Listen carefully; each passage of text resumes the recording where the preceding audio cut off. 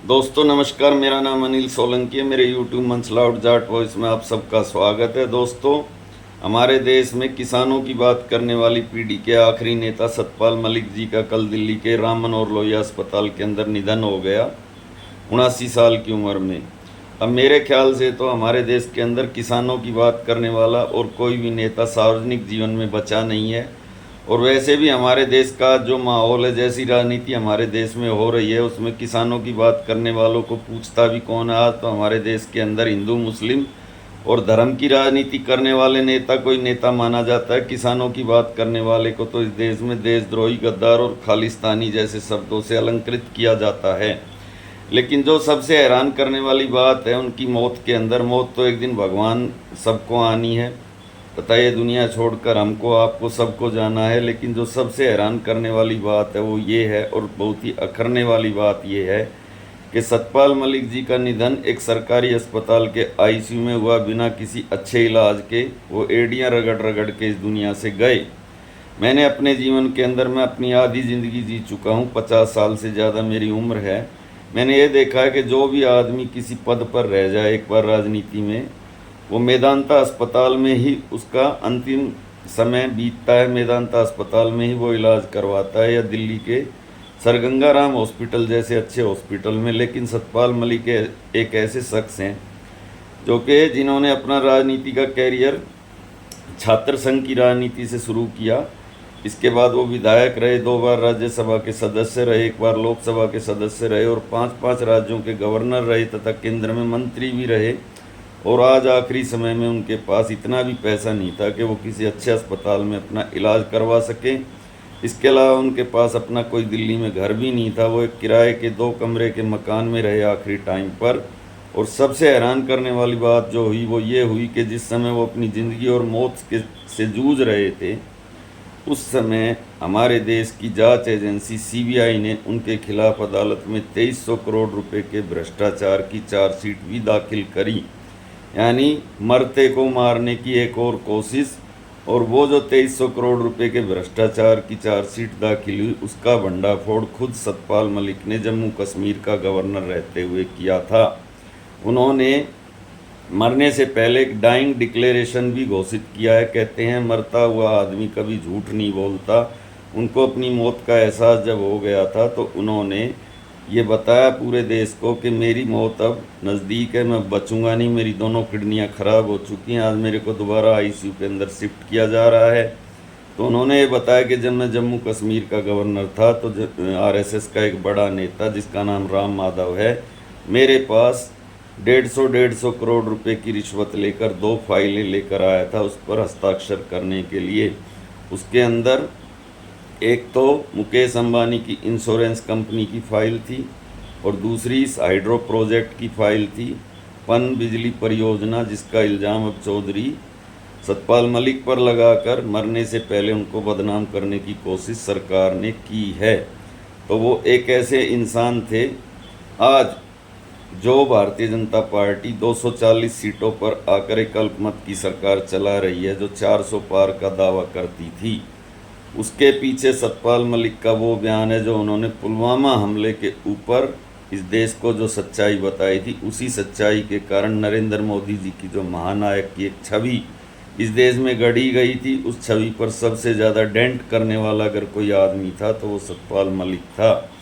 जब उन्होंने देश को ये सच्चाई बताई कि जिस दिन 40 जवानों की मौत हुई, मैंने नरेंद्र मोदी जी को टेलीफोन लगाया तो वो बेयर ग्रिल के साथ शूटिंग करने के अंदर व्यस्त थे। जब उनको शूटिंग से फुर्सत मिली, उनसे मेरी बात हुई तो मैंने उनको ये सच्चाई बताई कि हमारे देश के 40 जवान बेमौत मारे गए और उसके पीछे हमारी ही लापरवाही है।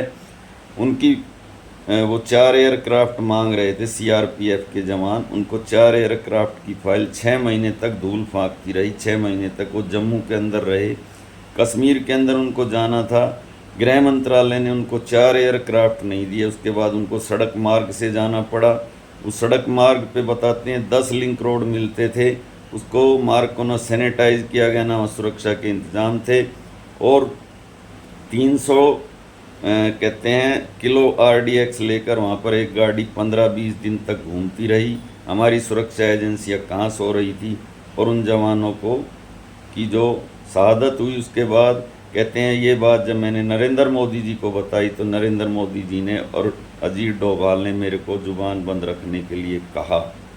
इसके अलावा किसान आंदोलन के दौरान भी उनकी नरेंद्र मोदी जी के साथ गर्मा गर्म बहस हुई थी। ये बात भी उन्होंने सार्वजनिक की थी कि मैंने नरेंद्र मोदी जी को जाकर ये समझाया था कि इन किसानों को एक तो खाली हाथ मत भेजना, एक इन पे बल प्रयोग मत करना, नहीं तो आपको बहुत भारी पड़ेगा इनका विरोध और ये कृषि कानून आपको वापस लेने पड़ेंगे। और नरेंद्र मोदी जी को 1 साल के बाद वो कृषि कानून हाथ जोड़कर वापस लेने पड़े। तो ये तो हुई सतपाल मलिक जी की वो जिंदा दिली, वो बहादुरी। भारतीय जनता पार्टी में रहते हुए उन्होंने अपनी सरकार की गलत नीतियों का विरोध किया, सच्चाई देश को बताई और उसी सच्चाई का रिजल्ट ये है कि जो नरेंद्र मोदी जिसकी छवि और आभा मंडल इस देश में एक महानायक और जो अपने को नॉन बायोलॉजिकल बताने लगे थे, उनकी वो छवि खंड खंड हुई तथा वो 240 सीटों की आज अल्पमत सरकार चला रहे हैं। उसी का बदला लेने के लिए भारतीय जनता पार्टी ने आखिरी टाइम में सतपाल मलिक को परेशान करने में कोई कोर कसर नहीं छोड़ी। उनकी सुरक्षा हटा ली, उनको सरकारी आवास नहीं दिया और जिस घोटाले का भंडाफोड़ उन्होंने किया था उन्हीं के ऊपर चार्जशीट भी दाखिल कर दी। लेकिन जो सबसे ज़्यादा हैरान करने वाली बात आज मैंने देखी, सुबह सुबह जब मैंने अपना फेसबुक खोला तो उसके अंदर गालियों से वो भरा पड़ा है। सतपाल मलिक को ऐसी ऐसी गंदी गंदी गालियां दे रही है भारतीय जनता पार्टी की ट्रोल आर्मी।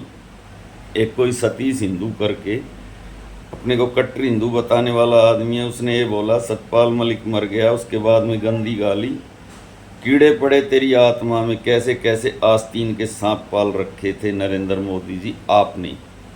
तो उस कट्टर हिंदू को मैं उसी की भाषा में जवाब देता हूँ। अगर कोई मेरी बात बुरी लगे तो माफ़ करना भाइयों, हो सकता है आपको मेरी बात बुरी लगे। उस कट्टर हिंदू से मैं एक बात कहना चाहता हूँ कि भाई तुम्हारे पास तो बहुत सारे कार्यकर्ता थे, आरएसएस की पूरी फौज है, भारतीय जनता पार्टी की दुनिया की सबसे बड़ी पार्टी है, न नेताओं की कमी है न कार्यकर्ताओं की कमी है। किसने कहा था सतपाल मलिक को भेजो जम्मू कश्मीर में गवर्नर बनाने के लिए? किसने आपको ये सलाह दी थी? बहुत सारे नेता थे, किसी को भी भेज देते। जिस समय जम्मू कश्मीर के अंदर धारा 370 हटाना कोई बच्चों का खेल नहीं था। नरेंद्र मोदी ने खुद बुलाकर सतपाल मलिक को ये बात कही थी कि कश्मीर से धारा 370 हटानी है मलिक साहब, तो मलिक साहब ने ये कहा था एक पत्ता भी नहीं हिलने दूंगा। और इसी जम्मू कश्मीर के अंदर ये कहने वाले लोग भी थे कि अगर धारा 370 को चिमटे से भी छुआ ना तो कोई भारत का झंडा उठाने वाला नहीं मिलेगा कश्मीर के अंदर, ये बात कहने वाले भी थे। लेकिन एक पत्ता नहीं हिलने दिया और धारा 370 हटा दी। ये जिगरा एक किसान के बालक के अंदर ही होता है, तुम्हारे जैसे निक्करधारियों के पास नहीं होता। तुम पार्क के अंदर वो मच्छरदानी में लगाने वाली लाठियाँ घुमाने वाले लोग हो। जब तुम्हारी फटती है ना डैश डैश डैश लगी फटने तो खैरात लगी बटने, जब तुमको किसानों के बालक याद आते हैं और बाद में जब तुमको कट्टर हिंदू दिखाना होता है तो उन्हीं को गाली बकते हो। वैसे अभी 2 दिन पहले ही जब राहुल गांधी ने अरुण जेटली के बारे में कोई बात बोली थी तो कह रहे थे मरे हुए आदमी के बारे में नहीं बोलना चाहिए सनातन धर्म में, आज गालियाँ देते हो। उसी सतपाल मलिक का कलेजा था जो धारा 370 हटा दी, पत्ता भी नहीं हिलने दिया। जब ज़रूरत होती है, दिल्ली के अंदर अभी विधानसभा का चुनाव था, नई दिल्ली सीट है, उस पर 7 बार भारतीय जनता पार्टी की जमानत जब्त हुई है, पूरे रिकॉर्ड बना है। परवेश वर्मा की पैतृक सीट मुंडका थी, परवेश वर्मा ही मिला था वहाँ केजरीवाल के सामने खड़ा करने के लिए।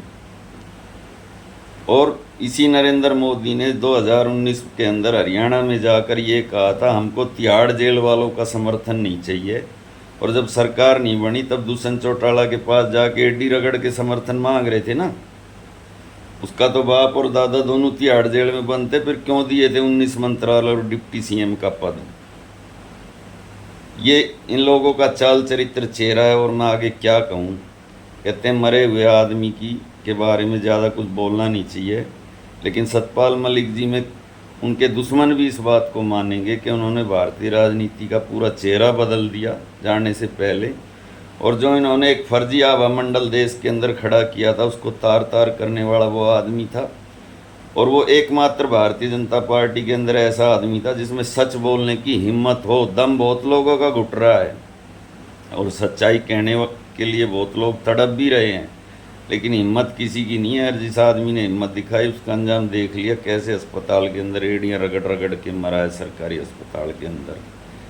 उसके पीछे जिस दिन से उसने सच्चाई बतानी शुरू की थी ना, उसी दिन से सरकार उसके पीछे हाथ धो के पड़ रही थी। लेकिन अगले आदमी ने सच्चाई नहीं छोड़ी, चाहे कुछ भी हुआ उसका, कैसे भी हो, भगवान उसको अपने चरणों में जगह दे। लेकिन सच्चा आदमी था, ईमानदार आदमी था, इस बात से दुनिया कोई आदमी इनकार नहीं कर सकता। इसी के साथ मैं आपका भाई अनिल सोलंकी आज का वीडियो यहीं पे ख़त्म करता हूँ। सतपाल मलिक जी के चरणों में श्रद्धांजलि। जिस ढंग से उन्होंने किसानों का साथ दिया किसान आंदोलन में, पहलवान आंदोलन में पहलवानों का साथ दिया, और उन्होंने अग्निवीर के खिलाफ आवाज़ उठाई तथा उन सीआरपीएफ के 40 जवानों के लिए आवाज़ उठाई तथा देश को ये सच्चाई बताई पुलवामा हमले की, कि प्रधानमंत्री जी ने मेरे को ये बोला कि इसका हम चुनाव में फ़ायदा उठाएंगे, पाकिस्तान के ऊपर ये मंड के ये बात, उसके लिए श्रद्धांजलि। इसी के साथ मैं आपका भाई अनिल सोलंकी आज का वीडियो यहीं पे समाप्त करता हूँ। वीडियो कैसा लगा कमेंट करके ज़रूर बताना। अच्छा लगा तो अपने ग्रुप में शेयर करना, लाइक करना, कमेंट करना, और जो भाई अभी अभी चैनल से जुड़े हैं वो चैनल को सब्सक्राइब करना। धन्यवाद भाइयों, आपका दिन शुभ।